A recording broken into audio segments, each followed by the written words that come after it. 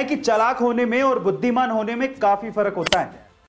तरबूज वाले अंकल ने वाकई में बिजनेस करने का एक तरीका समझा दिया है। कैसे, मैं आपको बताता हूं। एक्चुअली अगर आप वाकई में अपने बिजनेस में सक्सेसफुल होना चाहते हैं, आजकल की जनरेशन अपने आप को बहुत ज्यादा ओवर स्मार्ट समझती है।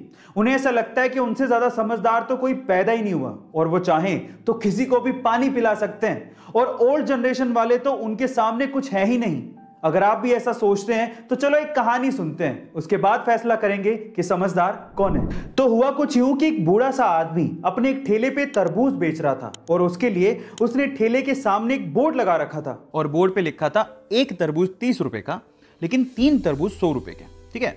अब वहां से ना एक बंदा जा रहा था, काफी यंग था, अपने आप को स्मार्ट समझता था। वो रुक गया, उसने बोर्ड पढ़ा और बोर्ड पढ़ने के बाद अंदर ही अंदर हंसने लगा और सोचने लगा कि चलो आज अंकल के मजे ले लेते हैं।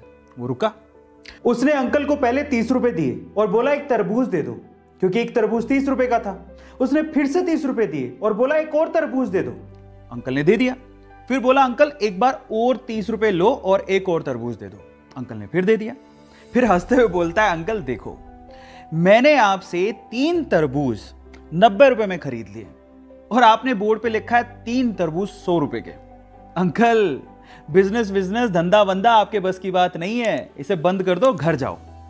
अब अंकल ने ना जो उसके बाद जवाब दिया वो बहुत मजेदार है, मुझे बड़ा मजा आया सुन के। अंकल मंद मंद मुस्कुराते हुए बोला, बेटा आजकल के बच्चे बड़े स्मार्ट हैं, वो चाहें तो एक तरबूज खरीदने आए थे, वो एक तरबूज खरीद के निकल सकते हैं या फिर सीधे भी निकल सकते हैं, लेकिन मुझे बिजनेस सिखाने के लिए और मुझे अनपढ़ साबित करने के लिए वो मुझसे 3 तरबूज खरीदते हैं।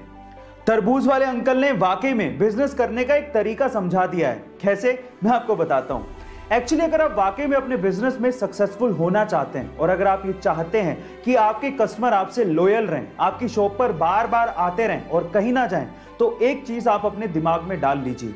हमेशा आप कोशिश करिए कि आपका कस्टमर दिमाग में ये सोचे कि उसे माल सस्ते में मिला है और वो जीत गया है और आपने उससे ज्यादा मुनाफा नहीं कमाया है।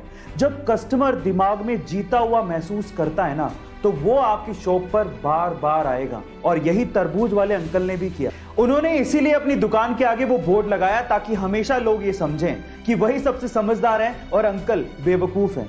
Now moral of the story, देखिए ऐसा है कि चालाक होने में और बुद्धिमान होने में काफी फर्क होता है।